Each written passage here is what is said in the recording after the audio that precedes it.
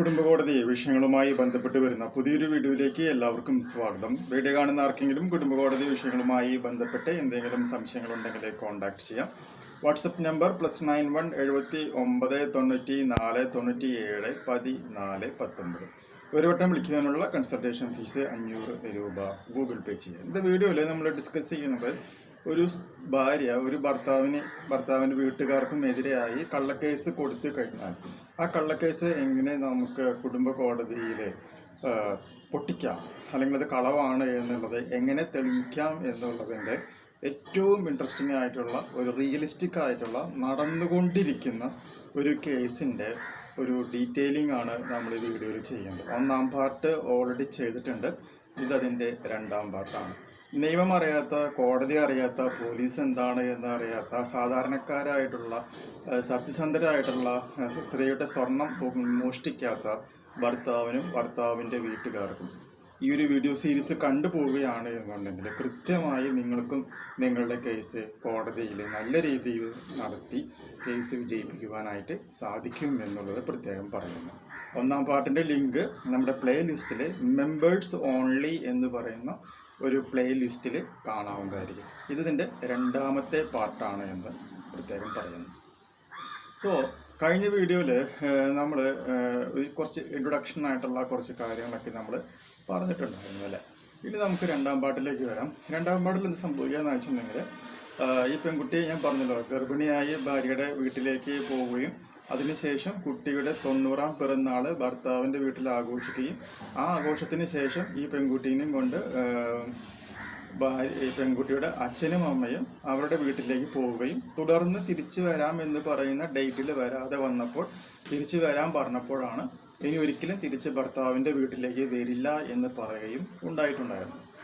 അപ്പോൾ ഇവരെന്ത് പറഞ്ഞു, നിങ്ങൾ സ്വയം കുട്ടീനെ കൊണ്ടുപോയിട്ടുള്ളതാണ്, അപ്പോൾ നിങ്ങൾക്ക് എപ്പോഴാണ് സൗകര്യം എന്ന് വെച്ചിട്ടുണ്ടെങ്കിൽ തിരിച്ചു കൊണ്ടുവരൂ എന്ന് പറഞ്ഞുകൊണ്ട് ആ ഫോൺ കോൾ അവിടെ കട്ട് ചെയ്യുന്നു. ഇതാണ് നമ്മൾ ഒന്നാം ഭാഗത്ത് പറഞ്ഞിട്ടുള്ള പ്രധാനപ്പെട്ട പോയിന്റ്സ്.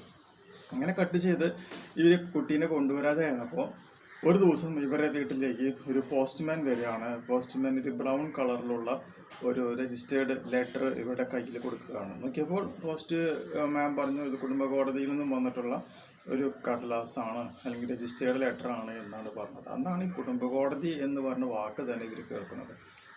ഉടൻ തന്നെ ഈ ഭർത്താവ് രജിസ്റ്റേർഡ് ലെറ്റർ സൈൻ ചെയ്ത് മേടിക്കുന്നു.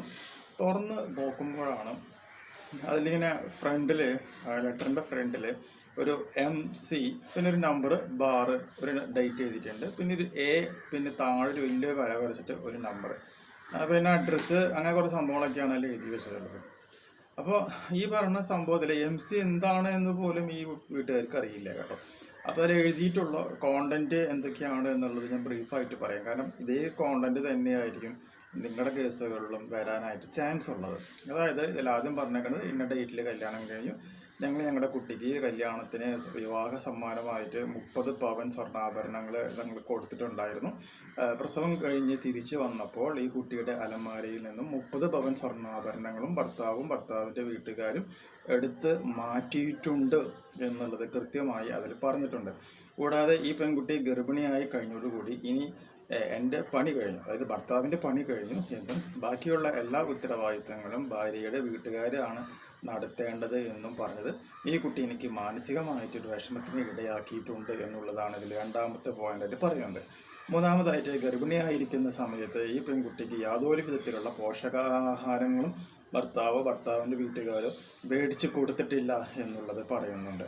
കൂടാതെ 5ാം മാസം പ്ലാസൻ്റ ഇറങ്ങി വന്നപ്പോൾ ചികിത്സിക്കുവാനായിട്ട് ഈ കുട്ടീനെ പോയില്ല എന്നുള്ളത് പറയുന്നുണ്ട്.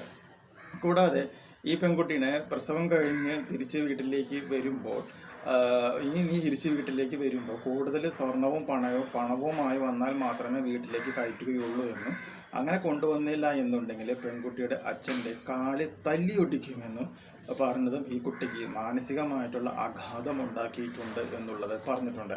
കൂടാതെ ഈ പെൺകുട്ടിക്ക് പെണ്ണ് കാണാൻ പോകുന്ന സമയത്തോ കല്യാണ സമയത്തോ സ്വന്തമായി ഭൂമിയോ വീടോ ഉണ്ടായിരുന്നില്ല. ഇവർ വാടക വീട്ടിലാണ് താമസിച്ചിരുന്നത്. അപ്പോൾ വാടക വീട്ടിലാണ് താമസിച്ചിരുന്നത് എന്നുള്ളത് ഇടയ്ക്കിടയ്ക്ക് പറഞ്ഞ് ഈ പെൺകുട്ടീനെ ഇവർ കളിയാക്കുന്നത് ഈ പെൺകുട്ടിക്ക് മാനസികമായിട്ട് വിഷമത്തിന് ഇടയാക്കിയിട്ടുണ്ട് എന്നുള്ളത് പറയുന്നു. കൂടാതെ ഈ പെൺകുട്ടി ഇട്ടുകൊണ്ടുവന്നിട്ടുള്ള സ്വർണത്തിൽ പകുതിയിലധികവും മുക്കുപണ്ടമല്ലേ എന്ന് പറഞ്ഞുകൊണ്ട് കളിയാക്കിയത് ഈ പെൺകുട്ടിക്ക് മാനസികമായിട്ടുള്ള ഒരു വിഷമത്തിന് ഇടയാക്കിയിട്ടുണ്ട്.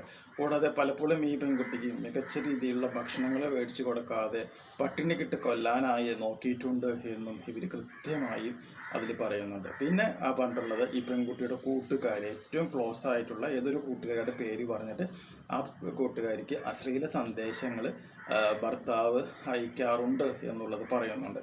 കൂടാതെ ഈ ഭർത്താവ് ഒരു കാമവെറിയനായതുകൊണ്ട് തന്നെ ഇദ്ദേഹം പല സ്ത്രീകൾക്കും ഇദ്ദേഹത്തിൻ്റെ ഫോണിൽ നിന്ന് ഇദ്ദേഹത്തിൻ്റെ നഗ്നവുമായിട്ടുള്ള ഫോട്ടോസ് അയച്ചു കൊടുക്കുകയും അതുകൊണ്ട് ആനന്ദപുളകിതരായിട്ടുള്ള സ്ത്രീകൾ തിരിച്ച് അവരുടെ സംഭവങ്ങളും ഈ ഭർത്താവിൻ്റെ ഫോണിലേക്ക് അയച്ചു കൊടുക്കുകയും ചെയ്ത് കണ്ടപ്പോൾ അതിനെക്കുറിച്ച് ഈ പെൺകുട്ടി ഈ ഭർത്താവിൻ്റെ അച്ഛനോടും അമ്മയോടും പറഞ്ഞപ്പോൾ ആണുങ്ങളല്ലേ ഇങ്ങനെ പല പല സംഭവങ്ങളും നടക്കും എന്ന് പറഞ്ഞ് ആ പ്രശ്നത്തിനെ ലഘൂകരിച്ചത് ഈ പെൺകുട്ടിക്ക് വിഷമത്തിന് ഇടയാക്കിയിട്ടുണ്ട് എന്നുള്ളത് പറയുന്നുണ്ട്. കൂടാതെ ഈ നമ്മുടെ കൊച്ചുകുട്ടിക്ക് പ്രസവം കഴിഞ്ഞ കുട്ടിയാണല്ലോ, പ്രസവം കഴിഞ്ഞ് വന്ന കുട്ടിയുടെ സ്വർണ്ണാഭരണങ്ങൾ ഈ ഭർത്താവിൻ്റെ വീട്ടുകാരും വിറ്റ് തുലച്ചു എന്നുള്ളതും ഇവിടെ കൃത്യമായി തന്നെ അതിൽ രേഖപ്പെടുത്തി വെച്ചിട്ടുണ്ട്. കൂടാതെ ഈ പെൺകുട്ടിക്ക് കല്യാണം കഴിഞ്ഞ് വരുന്ന സമയത്ത് ഒരു മൊബൈൽ ഫോൺ ഉണ്ടായിരുന്നില്ല എന്നും മൊബൈൽ ഫോൺ ഉണ്ടാവാത്ത കാരണം കൊണ്ട് ഭർത്താവിൻ്റെ ഫോൺ ഉപയോഗിച്ചുകൊണ്ടാണ് ഈ പെൺകുട്ടിക്ക് സംസാരിക്കുവാനായിട്ടുള്ള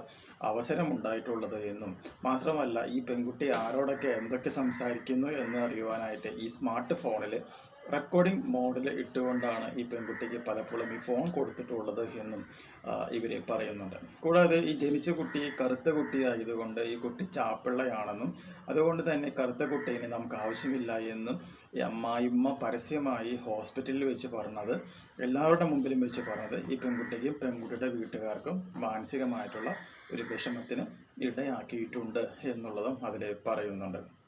കൂടാതെ കല്യാണം കഴിഞ്ഞതിന് ശേഷം ഈ പെൺകുട്ടീനെ ടൂർ കൊണ്ടുപോകാം എന്ന് പറഞ്ഞിട്ട് എവിടേക്കും ടൂർ കൊണ്ടുപോയില്ല എന്നുള്ളത് ഇതിൽ പറയുന്നത്. കൂടാതെ ഈ പെൺകുട്ടിയുടെ സർട്ടിഫിക്കറ്റ്സ്, എഡ്യൂക്കേഷണൽ സർട്ടിഫിക്കറ്റ്സ് ഭർത്താവിൻ്റെ വീട്ടിൽ വയ്ക്കുകയും ഭർത്താവ് അത് നശിപ്പിച്ച് കളയുകയും ചെയ്തു എന്നുള്ളതാണ് ഈ ഭർത്താവിനെതിരെ വരുന്ന അടുത്ത ഒരു പരാതി എന്ന് പറയുന്നത്.